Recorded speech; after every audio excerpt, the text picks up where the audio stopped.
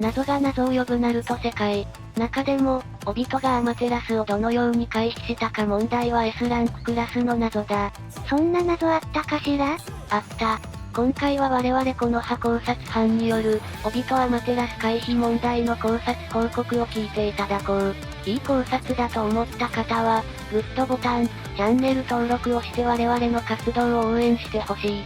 まずは、オビトアマテラス回避問題について解説しよう。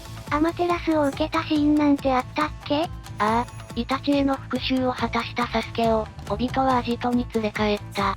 その際、自分が内派の同胞であることを示すために、サスケに自分の車輪ガンを見せるんだ。思い出した。仮面をずらして車輪ガンをチラ見せしたら、その途端燃えたのよね。これで倒されてたら、月の目計画も終わりだったのに。それで終わったらさすがにダサすぎだけどな。自分が亡き後、トビがサスケに接触する可能性をイタチは読んでいた。そこで、トビが自分の車輪ガンを見せたタイミングでアマテラスが発動するよう、サスケの目に仕込んでいたんだ。兄さん、改めて恐るべし。イタチが必殺を期して仕込んだアマテラスだったが、残念ながらオビトにはつかなかったんだ。アマテラスを避けたんだっけ？いや違う。オビトはアマテラスを喰らい、黒煙をまとったまま叫び声を上げて暗闇に逃げ込むんだ。その後叫び声が闇静かになったと思ったすぐ後、何食わぬ顔でオビトは暗闇から姿を現すんだぜ。そっか、じゃあオビトがどうやってアマテラスに対処したかわからないのね。それが今回の問題だ。オビトはどのようにしてアマテラスをやり過ごしたのか、考察報告を聞いていただこう。でも私、答えわかっちゃった。水風呂に飛び込んで、アマテラスを消したのよきっと。いや、アマテラスは決して消えない黒煙と言われているんだぜ。そんなの、ただそう言われてるだけで実際はわからないじゃない。兄さんがちょっと持っていいふらしてるだけかもよ。そんなことするキャラではないだろ。今回は、アマテラスは評判通り、自身では消せないものとして話を進める。それじゃあ、どうやってアマテラスから逃れたのかしら？読者の中で有力なのは、イザナギでやり過ごした説だ。なるほど。イザナギなら、アマテラスに対処できてもおかしくないわね。だが考察班としては、イザナギ説の可能性は低いと考えている。何の文句があんのよ？問題なのはイザナギの効果時間なんだ。効果時間？ああ、ダンゾウとサスケの戦いの描写を見る限り、イザナギは、術を使い始めてから失明するまでの時間に起きたことを無効化できると推測できる。確かに、サスケの攻撃にイザナギが間に合わないって、ダンゾウは気を生やしたのよね。腕の柱間細胞を解放して、サスケのスサノオが放った矢をそらしたシーンだな。サスケの攻撃を食らって即死するという判断だった可能性もあるが、イザナギを発動していない時に食らった攻撃は無効化できないと考える方が自然に思われる。でも、それとオビトのアマテラス回避、どう関係があるのよ？オビトがイザナギでアマテラスを回避した説に基づく場合、さっき言った効果時間も考慮すると、オビトはアマテラスを食らう前からイザナギを使用していたことになってしまうんだぜ。そっか。満身創痍で抵抗の様子がないサスケを前にして、一定時間が経てば失明してしまうイザナギを使っていたとは考えづらいんだぜ。オビトって、アマテラスにめっちゃびっくりしてたしね。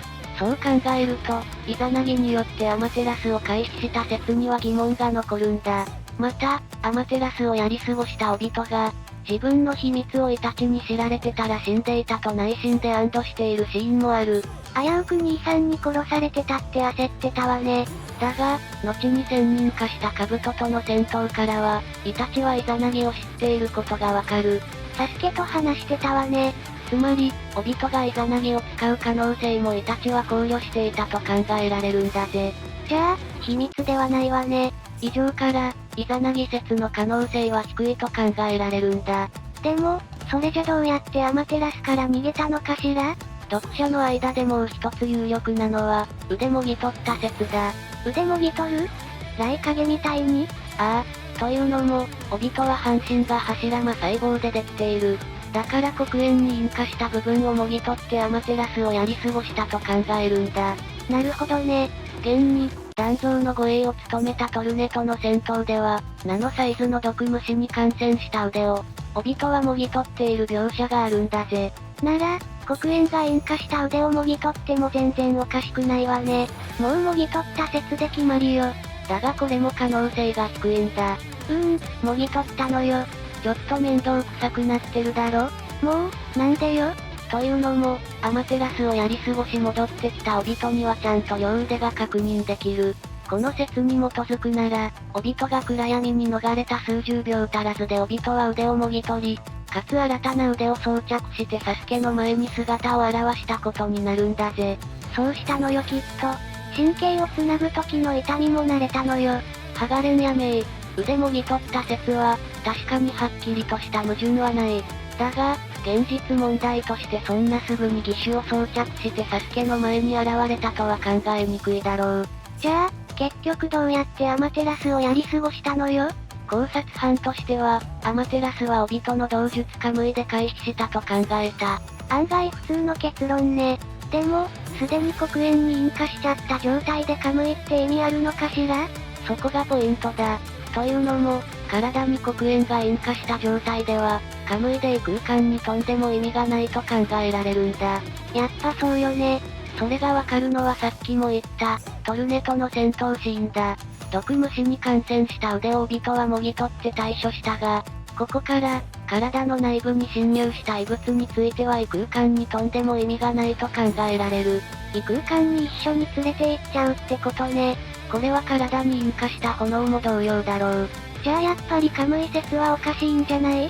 ここでカムイの性能が問題となる。カムイの性能？どういうこと？つまり、オビトは着ている服をそれまでいた世界に置き去りにして次の空間に飛べるのかどうかということだ。オビトがアマテラスを食らった描写を見る限り、服の上から黒煙が着火していることがわかる。つまり、引火した服をきれいに脱ぎ去ることができれば、オビトはアマテラスを逃れられることが推測できるんだぜ。ポンポンで異空間に飛ぶってこと？まあ、そうなる。なんか、あまり想像したくないわね。もしこれが可能なら、オビトは、黒煙が引火したまま異空間に飛び、引火した服を異空間に置き去りにしたまま実世界に戻って、急いで服を着てサスケの前に現れたと推測できるんだ。すっごい早着替えね。そして、カムイの性能的にこれは可能だと考えられるんだぜ。ちゃんと根拠があるのね。それがわかるのは、オビトが謎の男飛びとしてナルトたちの前に初めて現れたシーンだ。この葉の同期たちがサスケを捜索してた時ね。そこでオビトは、シノの虫玉を食らう。虫玉は、シノが飼っている機械虫を相手にまとわせる術だ。うじゃうじゃ気持ち悪かったわ。これを食らったオビトだったが、次の瞬間虫たちをその場に残し、異空間に飛んだんだ。四大名城の時空間忍術って、かかし先生言ってたわよね。ここからわかるのは、オビトは体に付着している物体も、単なる付着程度であれば置き去りにできるということだ。それじゃあ、着ている服も、その場に置き去りにして飛べる可能性が高い。でもおかしいわ。それが正しいなら、オビトはカムイで移動するたびに裸になっちゃわない？それについてはおそらく、オビトはどれを異空間に引き連れ、どれを置いていくかを、自分で決められると考えれば説明がつく。めっちゃ便利ね。この解釈が正しければ、黒煙付きの服をあっという間に脱ぎ捨て、自分のクローゼットに向かい、服を着てサスケの前に何食わぬ顔で姿を現したという説も有力になるだろう。カムイのこんな性能、お風呂入るときしか使わなそうね。だがこのカムイの秘密の性能は、イタチも知らなかったはずだ。兄さんが知らなかった秘密って、このことなの？